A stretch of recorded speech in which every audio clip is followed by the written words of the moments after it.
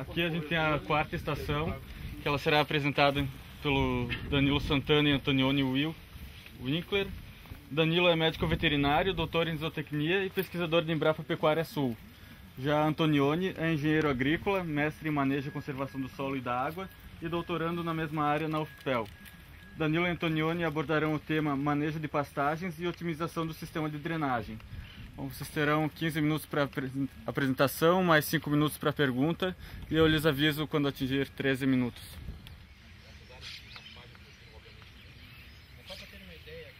Bom dia a todos. Como já foi apresentado pelo moderador, sou Antonioni Winkler. Vou falar sobre o tema drenagem. A drenagem, assim como os sistemas de irrigação, é uma das técnicas mais antigas na agricultura. E ao longo do tempo ela foi sempre tratada com um certo empirismo, ou seja, tem alguns problemas de drenagem dentro da área, é determinado então que determinado funcionário vá lá e faça o envaletamento da área. Em alguns casos, utilizando-se algum critério, como drenos paralelos ou algo do gênero. Só que a questão da drenagem nas áreas de várzea, e pensando numa diversificação do uso das várzeas, a drenagem é, digamos assim, um dos principais pontos de fragilidade da sustentabilidade do sistema.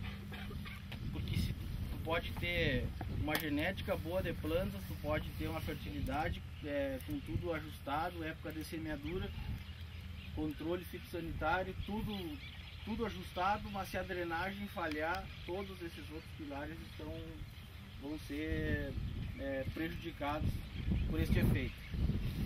Então hoje existe uma ferramenta nova com uma maior precisão, que é a locação de drenos utilizando o sistema de GPS com base RTK. Então esse sistema basicamente ele se baseia num levantamento de alta precisão, um plano altimétrico de alta precisão da superfície. Através desse modelo, que é um modelo computacional, tu consegue fazer toda a avaliação daquela superfície, ou ver as áreas de armazenamento, as linhas de fluxo, ver para onde é que está indo a água, com velocidade, áreas de contribuição, e através dessa análise então tu faz o teu projeto de drenos localizados especificamente nessas áreas de armazenamento, esses pontos problema dentro da área. Fazendo esse projeto, traz esse projeto de volta para o GPS e faz a alocação desses drenos em sistemas automatizados. Essa ferramenta está disponível no mercado, ela vem junto com esses pacotes de agricultura de precisão, nesses tratores mais novos, com monitores e GPS, base RTK, enfim. E ela tem como prioridade, essa ferramenta, ela ter, digamos assim, maior precisão e uma menor quantidade de drenos comparado com outros métodos. Nós fizemos um trabalho numa área de 40 hectares, lá na cidade de Dom Pedrito, onde eu fiz o caminhamento, eu fiz o levantamento de todos os drenos que o produtor tinha naquela área de 40 hectares, e ele tinha quase 10 quilômetros de dreno. Então 10 quilômetros numa área que comumente é tratada no sistema convencional, são 10 quilômetros de dreno que ele tem que refazer quase que 2 vezes por ano. Então isso é tempo, é máquina, é diesel, é funcionário. E o projeto proposto para esta mesma área tem apenas 3 quilômetros para solucionar os mesmos problemas. O que acontece? Os drenos feitos aleatoriamente, com pouco critério, Acontece que o problema de armazenamento está aqui e o dreno está cruzando para o lado, ou o dreno está cruzando por uma coroa. Então ele drena um pouco e ele fica cheio d'água e não tira a água daquela lagoa. Então através dessa avaliação tu consegue fazer todo esse diagnóstico, tu faz o traço do dreno, tu avalia o perfil do dreno, vê se ele vai ter algum impedimento. Então é uma ferramenta que vem a auxiliar ao produtor a ter um sistema de drenagem da propriedade, especificamente para áreas de várzea, e vai potencializar a diversificação deles. Ele vai ter mais segurança em implementar culturas diferentes do arroz no sistema de várzea com um pouco mais de segurança. Passo a palavra para o Danilo abordar. A gente procurou desde o início dar uma sequência lógica, né, da ideia desse trabalho e do que a gente tem pensado em relação a esses sistemas de várzea, né, para montar de fato sistemas de produção integrados. Quando a gente fala desses sistemas, né, e quando se fala de integração lavoura-pecuária, de um modo geral, a gente fala muito, né, das lavouras, das áreas de grão, investe muito, tanto no arroz quanto na soja, e se não fosse assim não se teria o que se tem, né? Mas normalmente a gente esquece disso que nós estamos pisando aqui. A fase pastagem é a prima pobre desse casamento aí. E no entanto, como vocês já vêm escutando, o professor Paulo comentou, é a melhor fase para alavancar todo esse sistema, inclusive as lavouras, por uma série de motivos. Bom, então nós estamos falando aqui de melhorar essa fase, de ajustar as atividades uma na sequência da outra e principalmente ajustar essa fase de lavoura com a fase de pastagem, seja de inverno, seja de verão, para não só harmonizar melhor esse convívio, mas poder desfrutar de benefícios, de interações que, se tudo correr bem, fazem, como o professor Paulo Carvalho gosta de dizer, 1 mais 1 ser muito mais que 2 nesse processo. Bom, para isso, nós temos aí alguns alicerces desse sistema, né? Que o primeiro deles é o plantio direto, porque afinal de contas, esse negócio de mexer nas áreas de arroz toda hora e botar água em cima, nós estamos sempre desestruturando o solo, a gente nunca consegue ter piso para poder ter cargas altas e um sistema radicular adequado. Né? O outro pilar está em cima justamente da adubação de sistemas, e antes o professor Paulo mostrou para vocês que o bovino extrai muito pouco, exporta muito pouco de nutrientes, diferente das lavouras. Portanto, essa aqui, a fase pastagem, é a melhor fase para não só entrar nutriente, mas para produzir mais carbono e para trabalhar com redução de perdas de nutrientes, como o professor Ibanor mostrou alguns dados para vocês do que aconteceu com as lavouras que vinham no projeto 10, né, produzindo mais e tendo os níveis de nutrientes do solo reduzidos. Bom, isso aqui é a melhor coisa do mundo para evitar perda de nutriente. Nenhuma lavoura bota um sistema radicular como uma pastagem dessas bota. Então, gente, o que nós estamos fazendo então para melhorar essa fase? Bom, perdão, esqueci um outro pilar importantíssimo que o Antonioni aqui falou. Em várzea, nada do que a gente falar funciona se uma drenagem não estiver bem feita. Isso é fundamental, né? Por isso a incorporação dessa tecnologia do RTK nesses sistemas. Bom, em cima dessa base, a gente vai então trabalhar para tentar aumentar então a produtividade dessas áreas, fazer com que, na verdade, a gente, em vez de produzir 3, 4 toneladas de matéria seca de azevém, a gente vai para azevens que produzam 10, 12 ou mais toneladas de matéria seca. São coisas completamente diferentes, com impactos depois diferentes. Bom, para isso, o manejo é fundamental também. Não adianta botar um monte de adubo e não, né, controlar. Isso aqui é uma ferramenta bastante eficiente para cada um levar no bolso e manejar por altura. Nós manejamos isso aqui entre 10, 15 e 20 centímetros de altura, né? Nem sempre isso funciona, porque chove demais e mesmo com uma boa drenagem, esse ano foi um ano extremamente difícil, né? Mas são esses desafios que a gente tem que estar toda hora nas áreas indo olhar. Isso aqui, com 120 kg de N, cresce numa velocidade diferente de um azevém que veio só atrás de uma lavoura e não se botou adubo. As transformações para manter essa meta de altura, elas são mais rápidas, então a gente tem que estar com mais frequência ajustando carga, né? Não é fácil fazer isso, mas também não é nada do outro mundo.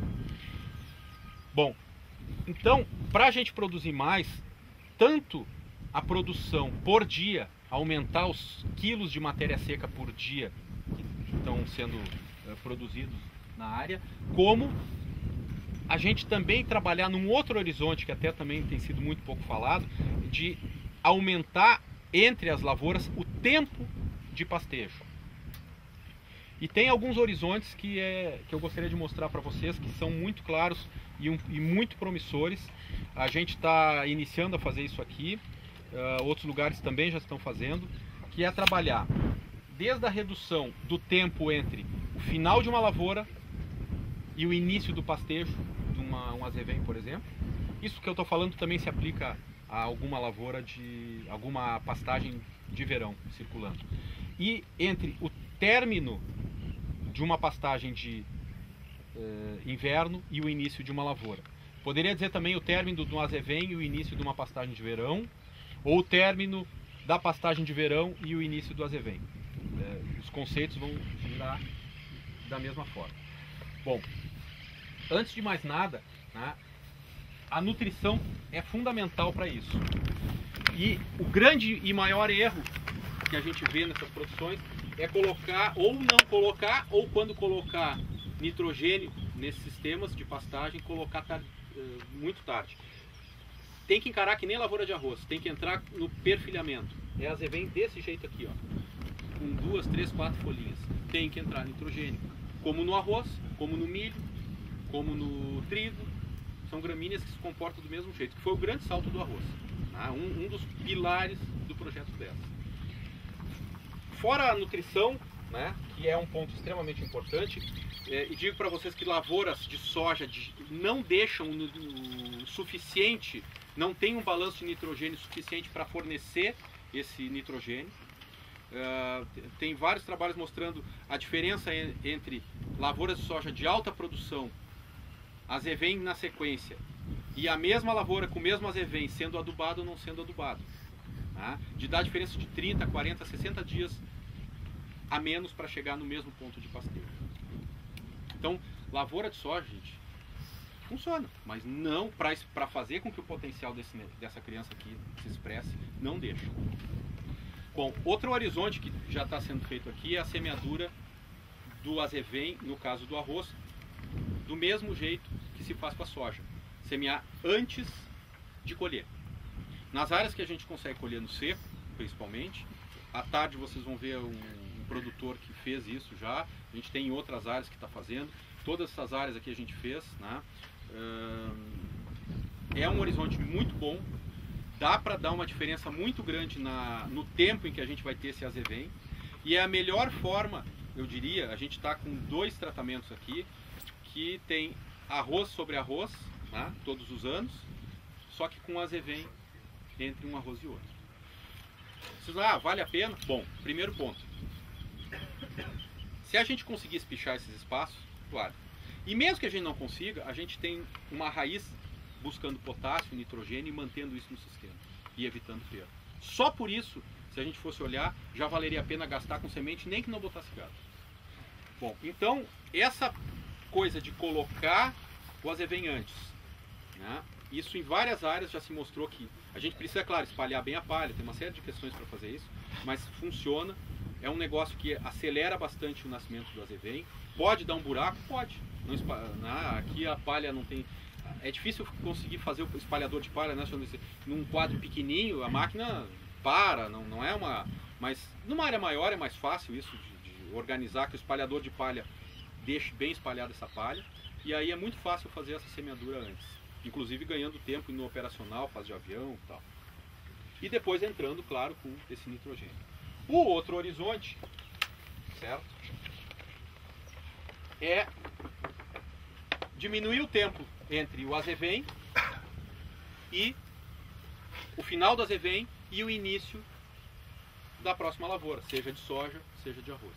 Na soja, isso já é feito no Paraná, mas não é rotina. Nas lavouras, de um modo geral, não é rotina. O professor Paulo Carvalho, no trabalho de Tupã, faz isso já há 15 anos também. O professor Aníbal lá, no oeste do Paraná, o pessoal já está usando isso. Né? E eu diria para vocês, Isso significa ter um mês e meio ou 2 meses a mais de pastejo, né? Dessecando e plantando no outro dia ou uma semana depois. O que significa para vocês ter 1 mês, 2 meses a mais de pastejo de azevém no oco da primavera, setembro, outubro? Isso é 100, 200 quilos de carne sendo produzidos que paga toda a adubação, além de incorporar um monte de carbono no sistema. Tá? Bom, e com arroz dá para fazer isso? Dá. Que é isso está sendo feito aqui. Começou já a se dessecar num dia e plantar no outro. Aqui eu tenho uma sequência de fotos lá da Embrapa, que nós temos áreas que funcionam, diferentes áreas em outros lugares que funcionam junto, né, com esse negócio aqui. E que a gente está também fazendo investindo nisso aí por 2 motivos. Primeiro, para ter mais, na verdade por mais motivos, mas principalmente por 2, para ter mais tempo de pastejo, para não ficar com aquela coisa, para harmonizar melhor a parceria entre a lavoura e a pastagem. 1 mês e meio a mais, tu ajeita o gado na fazenda, além de ganhar, né? É mais tempo para terminar e botar gordura num novilho, muitas vezes. E fazendo isso, indo na direção de plantar um arroz sem ter medo de uma palha desse tamanho. E por que a importância disso? Não só para manter essa produção animal alta, bom, e não ter problema na lavoura depois, né? Mas não só para manter essa palha alta, mas para que a gente consiga conquistar os benefícios de estruturação de solo que esse sistema radicular pode ter. Na verdade, a gente sempre termina trabalhando com azevém meio rapado, com medo da lavoura que vem depois, né? Então, aqui são áreas, lá, por exemplo, lá na Embrapa, e aqui tem sido assim, que nós tínhamos, já tem 2 anos que a gente vem fazendo isso, de 3 a 5 toneladas de matéria seca na hora do plantio, dessecando um dia, plantando no outro. Então aqui as áreas, né? Aqui a máquina já, algumas áreas com azevém já um pouco mais passado, né?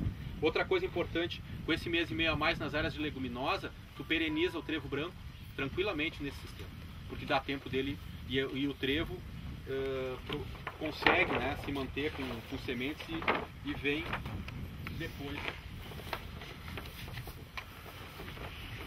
Aqui a máquina plantando, né? O arroz nascendo. Podem ver aqui o cortezinho, olha um monte de palha, o corte da lavoura. E o trevo, meio verdolengo ainda lá no meio. E eu digo para vocês assim, ó, dá problema? Depende. É que não saiam fazendo isso. Não é simplesmente sair plantando, não é isso. Primeiro que a gente trabalha com uma pastagem que produziu muito, o dobro ou o triplo de matéria seca, que tem uma adubação nitrogenada alta, quer dizer, tem muito mais nitrogênio circulando e o gado mantendo aqui, né? E esse nitrogênio da pastagem vai fazer com que essa palha tenha um processo de decomposição absolutamente diferente e com mais velocidade. E essas questões de alelopatia depois, e ácidos orgânicos quando formam, essa planta aqui, bem nutrida, pegando esse monte de nutriente, que não é pouco, é muita coisa, passa por cima e não dá nem bola. Mais ou menos uma analogia, vou fazer assim. A gente quando está mal nutrido, estressado, debilitado, pega a gripe se alguém espirrar lá do outro lado da faixa, né? É a mesma coisa com as plantas, entende? O efeito da alelopatia em relação vai ser muito maior se a planta não tiver a nutrição adequada. Quem é que planta milho no Planalto com menos de 30 kg de N na base no meio daquele palharedo? Né? O que a gente faz no arroz? Sempre se trabalhou com pouco nitrogênio, né? Então realmente, aí a palha vai ser um problema. Então, eu digo para vocês, essas áreas aqui no primeiro ano, em parcelas, né? Claro que a área total é maior, mas dentro das parcelas medidas, a média foi 15 toneladas de arroz. A parcela total, claro, não deu tudo isso, né? Mas a máquina embuchou 3 vezes para colher, né? O cara veio com a mesma velocidade e a máquina foi embuchando e o cara não estava no dia, só via aquelas buchas no meio do campo, o cara não mudou a regulagem. E o ano passado teve muita chuva e tal, na média foram umas 12 toneladas e meia. Não sei, grosso modo, quer dizer, alguém vai dizer, dá para produzir mais? Pô, mas pelo amor de Deus, não. Então, gente, são horizontes que a gente tem que olhar, né? Isso aqui é uma prova viva, não é fácil tocar, o seu Genocida está aqui que está no dia a dia tocando esse baile, né? E a gente incomodando ele. Um experimento é diferente de uma área de lavoura de produção, tem detalhes que obviamente são muito mais difíceis de tocar, e a fazenda aqui tem nos dado esse apoio incondicional, isso não se faz em qualquer lugar. Tá? Então, eu queria que vocês pensassem nesses dogmas que a gente tem na cabeça aí. Será que a gente não tem espaço para... Né?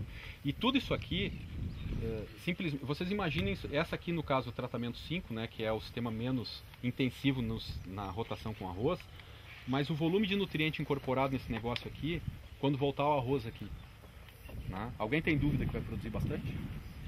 Né? Então esse negócio aqui é aquela história da terra descansada aqui, né, de plantar. O que é terra descansada? Na terra lá recuperou uma vegetação e devagarzinho foi acontecendo tudo que está acontecendo aqui, só que numa velocidade mais devagar. Né? E aqui, produzindo mais biomassa, a gente faz aquela terra descansada de 10 anos em 2, talvez. Né? Então é esse o recado que a gente queria deixar. E se alguém tiver alguma pergunta ou tiver tempo. Esse sistema que vocês estão aplicando aqui, já estão usando esse modelo Já. de dessecar e plantar tanto no arroz quanto na soja. Qual é a produção que vocês estão tendo de carne na média das parcelas? Essas produções têm sido baixas, né? Como eu disse, nós até então, né, a gente tem tido alguns problemas de drenagem, de adequar a área, né? Porque por ser experimento, né, a gente tem que ter irrigação e drenagem separada para cada área. Então a gente vem brigando, não é da noite para o dia que tu organiza isso aqui. Né? Eu acho que agora está começando né? Então a drenagem melhorou, vem melhorando a cada ano. E tem girado, o Thiago que tem trabalhado, que estava com o professor Paulo ali ao lado, tem tirado aí 200, 300 quilos, se não me falha a memória, no inverno. E chegou a 400 no Sudão, tem algumas parcelas que dão 400. Mas onde é que está o problema disso? Ainda... A gente começou a ingressar nessa linha agora de aumentar o período de pastejo. Com a drenagem resolvida, a gente vai conseguir fazer melhor. Não pense que porque é um experimento que da noite para o dia a gente sai fazendo isso aqui, né? A gente vai, a partir de agora, está começando a fazer melhor esse trabalho nas pontas, né? Ter uma estrutura de pastagem melhor. No caso aqui do tratamento 5, o verão a gente tem conseguido cargas maiores, aqui está um pouco mais de 700 quilos, as áreas têm girado aí 500, 600 quilos de carga, mas os anos também não têm sido muito fáceis, chuvas muito fortes e a várzea aí sim, aí tem coisas imponderáveis aí, que mesmo que tu drene, tu tem um solo que fica realmente muito encharcado, então o desafio de conseguir colocar cargas muito mais altas, como a gente consegue em áreas secas, daqui um pouco pode ir 1.000, 1.200, áreas que a gente chega a ter às vezes 1.500, 2.000 quilos, quando a área é bem drenada, né, bem adubada, mas aqui tem que ter essa ponderação e esse trabalho e essa atenção com a drenagem. Bom, Daniel, agora, em função do tempo, acho que vamos deixar mais para reunião ao almoço, continuar essa conversa. Vamos agradecer ao Danilo e ao Antonioni pela palestra. Daqui a gente se dirige para o último stand que é ali na estrada.